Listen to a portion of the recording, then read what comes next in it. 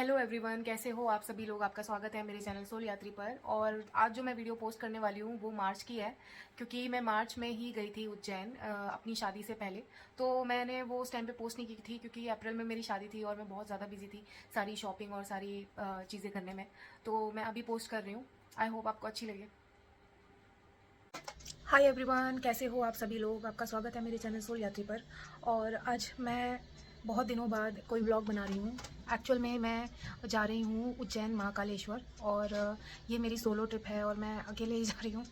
Actual में मेरा plan तो किसी दोस्त को साथ में लेके जाने का था, बट जब भी मैं दोस्त के साथ जाने की कोशिश कर रही थी अपनी, तो मेरी टिकट नहीं हो पा रही थी। और मतलब मैं तत्काल से ही टिकट करने की कोशिश कर रही थी, क्योंकि नॉर्मली तो वहाँ की जो टिकट होती है वो मिलती नहीं है।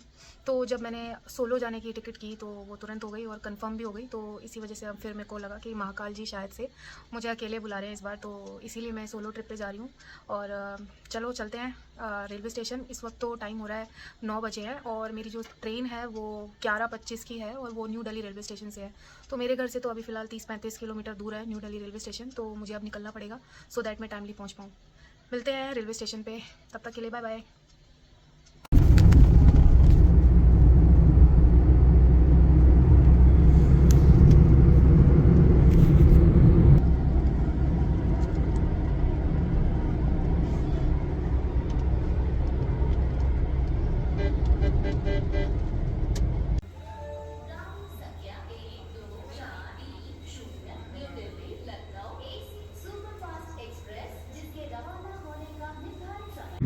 ट्रेन बोर्ड करते ही मैं अपनी सीट पर चढ़ गई थी। मेरी साइड अपर वाली सीट थी, तो नीचे की जो थी वो किसी और की थी। और आजकल तो यही होता है कि सभी लोग अपनी सीट को लेके कुछ ज़्यादा ही पॉसेसिव हो जाते हैं। तो मैंने सोचा मैं अपनी सीट पे चलती हूँ और फिर खाना खा लेती हूँ। खाना खा के मैं सो गई थी, और फिर सो के उठने के बाद मैं सुबह उठी थी 4 बजे के आसपास। फिर मैं जगी रही, और जब 7-8 बज गए उस टाइम पे मैंने थोड़ा बहुत नाश्ता किया चाय लेके। पहले तो मुझे बहुत ऑकवर्ड लग रहा था, क्योंकि नॉन एसी की सीट थी मेरी, क्योंकि मेरी तत्काल एसी हो नहीं पाई थी। तो लेकिन जब मैंने ट्रेन बोर्ड किया तो देखा कि पूरी ट्रेन का डब्बा ऑलमोस्ट ऑटो से भरा हुआ था, तो तब मुझे ज़्यादा इशू नहीं हुआ। मैं पहुंच चुकी हूँ महाकालेश्वर, और मेरा जो होटल है वो बिल्कुल महाकाल मंदिर के जस्ट बगल में है। और वैसे तो मैं अकेली हूँ, लेकिन जिस होटल में मैं ठहरी हूँ इन लोगों ने मुझे फैमिली रूम दे दिया, जस्ट बिकॉज कि इनके पास सिंगल वाला जो रूम होता है वो है नहीं। तो मुझे मतलब थोड़ा अजीब सा लग रहा है यहाँ पे। आप भी देखो कैसा रूम, ये देखो, यहाँ पे 3 लोग बेचारे सो सकते हैं, वहाँ पे 2 लोग सो सकते हैं। इतने बड़े रूम में मैं अकेली। What? तो मेरा ये प्लान है कि अभी तो मैं थोड़ा सा रेस्ट करती हूँ 15-20 मिनट का, फिर नहा धो के मैं निकल जाऊंगी मंदिर के लिए। सबसे पहले मैं मंगलनाथ मंदिर जाऊंगी, क्योंकि काफ़ी ज़्यादा टाइम वहाँ पे यहाँ पे मंगलनाथ और जो हमारे काल भैरव जी हैं उनके मंदिर में लगता है। एक्चुअल में काल भैरव मंदिर में जाना पहले पड़ता है, क्योंकि अनुमति उनसे लेनी पड़ती है महाकाल जी के दर्शन करने के लिए। इसलिए पहले मैं वहीं पे जाऊंगी, फिर उसके बाद जाऊंगी। और मेरे को कल की टिकट चाहिए थी तत्काल में, बट वो हो नहीं पाई। एक्चुअल में क्या हुआ, जब मैंने पोर्टल में लॉग इन किया और मैंने टाइम पे किया, सब कुछ टाइम पे किया, बट वो बस घूमता रहा और इतना करते करते 3-4 मिनट खा गया। और फिर उसके बाद वो हट गया, एक्सपायर हो गया मेरा लॉगिन सेशन। और जब मैंने दोबारा लॉगिन किया तो उसमें वेटिंग लिस्ट आने लग गई। तो फिर मेरे को महसूस हो गया कि अब कोई फ़ायदा नहीं है कि मैं बुकिंग करूँ।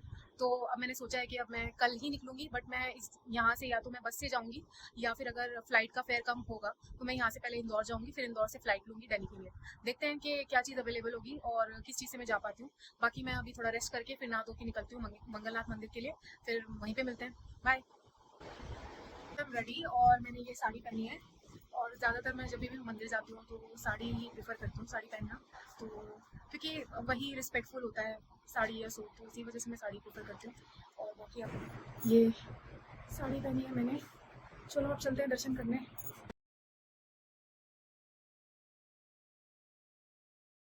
मंगलनाथ जी के यहाँ पे तो मुझे ज़्यादा टाइम नहीं लगा था, ऑलमोस्ट पौना घंटा लगा होगा। लेकिन मुझे 4 घंटे लग गए थे लाइन में लगे लगे काल भैरव मंदिर में। और वहाँ पे बहुत ही ज़्यादा भीड़ थी, और इतनी धीमे धीमे लाइन चल रही थी, और इतनी ज़्यादा भीड़ थी कि सांस भी नहीं आ रही थी। बट स्टिल 4 घंटे जैसे तैसे करके कंप्लीट कर लिए, सिर्फ एक झलक देखने के लिए काल भैरव जी की। और दर्शन फिर एट लास्ट सफल हुए मेरे। और इन 4 घंटों में मैंने काफ़ी उन लोगों से बातचीत भी की। कोई कहीं से आया था तो कोई कहीं से आया था, सब बता रहे थे। तो ऐसे करते करते पूरा जो भी दर्शन करने का पीरियड था वो निकला। फिर उसके बाद मैं जल्दी जल्दी भागी अपने महाकालेश्वर जी के दर्शन के लिए।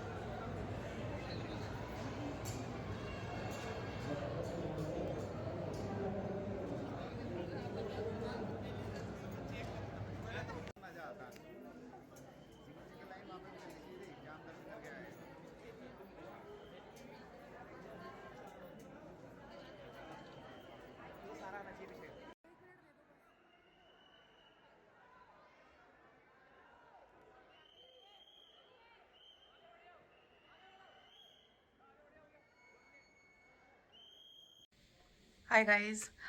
उज्जैन में आज मेरा डे 2 है और मेरा जो स्टे था वो उसका चेकआउट था 9 बजे का ही। तो मेरे को अभी बस मिली है वापस दिल्ली जाने के लिए। तो मैं वही इंटरसिटी स्मार्ट बस जो होती है विद वॉशरूम उससे जाऊंगी। एक्चुअल में मेरी ट्रेन तो हो नहीं पाई, तो फिर इसी वजह से मुझे बस करनी पड़ी है और मुझे अपना स्टे भी एक्सटेंड कराना पड़ा। बट इतना बड़ा रूम मैंने छोड़ दिया, उन्होंने मुझे दूसरा रूम दिया है और थोड़े मतलब उससे कम पैसे लिए हैं। तो मेरा रूम कुछ इस टाइप का है। ये मेरा रूम है और ये सफिशिएंट है एक इंसान के लिए, या फिर 2-3 लोग भी आराम से इसमें आ सकते हैं। तो अभी मैंने सोचा है कि अभी फ़िलहाल मैं नहा धो के तैयार होके पहले तो नाश्ता करती हूँ। उसके बाद मैं जाऊँगी, यहाँ पे एक मंदिर है ऋण मुक्तेश्वर, तो वहाँ पे दर्शन करने जाऊँगी। एक्चुअल में उस मंदिर की ये मान्यता है कि जो भी इंसान कर्ज़े में होता है या फिर उसके ऊपर काफ़ी लोन या डेट होता है, तो वो वहाँ जाके वर्शिप करता है तो उसका जो लोन या डेट होता है वो बहुत ईज़िली और बहुत जल्दी से ही ख़त्म हो जाता है।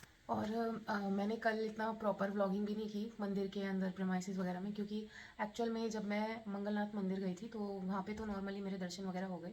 बट जब मैं काल भैरव मंदिर गई तो वहाँ पे मेरे को 3-4 घंटे लग गए दर्शन करने में, क्योंकि बहुत ही ज़्यादा लंबी लाइन थी और उस लाइन में मुझे मतलब 3-4 घंटे आराम से लग गए। और मैं 8:30 बजे रात के वहाँ से फ्री हुई, फिर वहाँ से सीधे जल्दी जल्दी महाकालेश्वर मंदिर भाग के गई। और फिर वहाँ पे मैंने फिर मंदिर में अपने महाकाल जी के दर्शन किए और उनके दर्शन करने के बाद मैं सीधा होटल वापस आ गई। खा पी के रास्ते में ही कुछ रेस्टोरेंट वगैरह पड़ते हैं तो वहीं से मैंने डिनर वगैरह कर लिया था। तो यही है कि आप अभी अब मेरी आंखें भी देख पा रहे होगे मैं कितना ज़्यादा थक गई हूँ। ये एक्चुअल में उसी की वजह से हुआ है जो मैं इतने मतलब 3-4 घंटे तक लाइन में लगी रही, तो उसकी वजह से हालत खस्ता हो गई। तो अब मैं निकल रही हूँ, अभी 11 बज रहे हैं और 11 बजे मैं तैयार वगैरह होके 11:30 तक निकल जाऊँगी। फिर उसके बाद मैं एक्सप्लोर करूँगी पूरी जगह। पहले तो मंदिर जाऊँगी ऋण मुक्तेश्वर, फिर उसके बाद मैं इधर उधर एक्सप्लोर करूँगी, मार्केट में जाऊँगी, खाऊँगी पीऊँगी। फिर उसके बाद शाम को निकलूँगी अपनी बस लेने के लिए, जो कि ये इस जगह से थोड़ा दूर है, 4 किलोमीटर दूर है। नाना खेड़ा बस स्टैंड करके एक जगह है, वहाँ पे वो बस मिलेगी। और ये जो जगह है ये बिल्कुल महाकालेश्वर मंदिर के बिल्कुल जस्ट बगल में ही है। मतलब आप थोड़ा सा चलो और महाकाल मंदिर पहुँच गए, यहाँ से दिखाई भी देता है बल्कि। तो ये जगह इसी वजह से मैंने चुनी थी क्योंकि ये बेस्ट है और मैं सोलो ट्रैवलर हूँ, तो मैं आराम से मतलब रात के टाइम भी अगर मैं शयन आरती वगैरह अटेंड करती हूँ तो अटेंड करके रात के 11 बजे भी आराम से वापस आ सकती हूँ। तो मिलते हैं वहीं पे। बाय।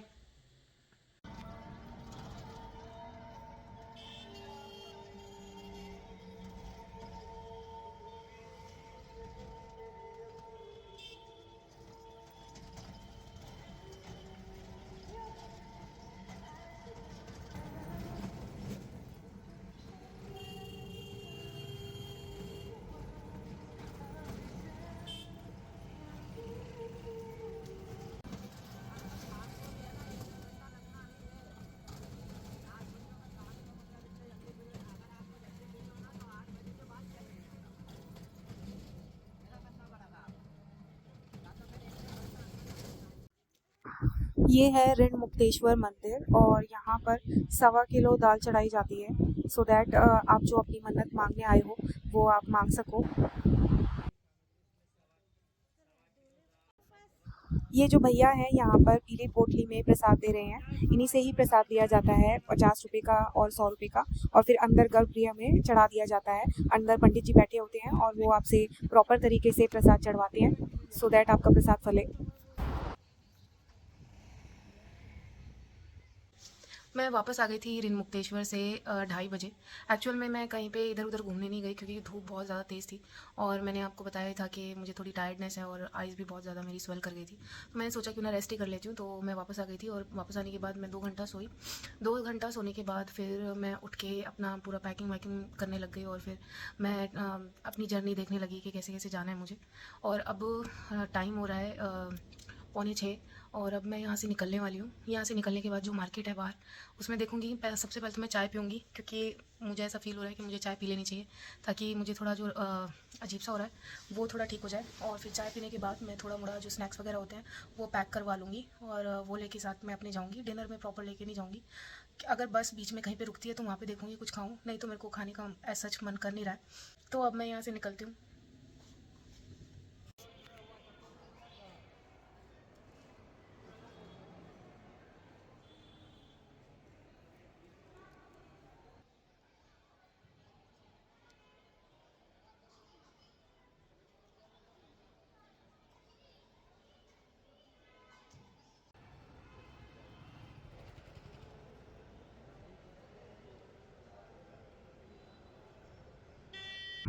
ये मेरा पहला एक्सपीरियंस था स्लीपर बस का और काफ़ी अच्छा एक्सपीरियंस था क्योंकि बस काफ़ी अच्छी कंडीशन में थी और सीट्स बहुत अच्छी थी और ये सिंगल वाली सीट थी। इसीलिए मेरी प्राइवेसी भी काफ़ी बरकरार थी, तो मुझे अच्छा फ़ील हो रहा था और मैं प्रॉपर्ली रेस्ट भी कर पा रही थी बिना किसी घबराहट के।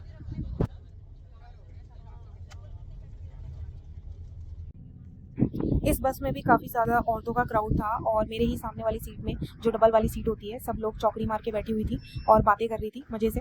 तो उन्हें देख के मुझे और अच्छा लग रहा था और फिर बीच में यहाँ पे बस रुकी भी थी। यहाँ पे खाने-पीने का ऑप्शन था, तो मैंने यहाँ से थोड़ा बहुत खाना पैक करवा लिया था सो दैट जब मुझे भूख लगे मैं तब खा पाऊँ। फिर सुबह मैं पहुँच गई थी, काफ़ी अर्ली पहुँच गई थी, गुड़गाँव से निकलते हुए गई थी। तो मेरा ओवरऑल एक्सपीरियंस काफ़ी अच्छा रहा। फिर घर पहुँचते ही मैं घोड़े बेचकर सोई। मेरी ओवरऑल जर्नी यहीं तक की थी। तो आपसे मैं मिलती हूँ नेक्स्ट व्लॉग में, तब तक के लिए बाय बाय।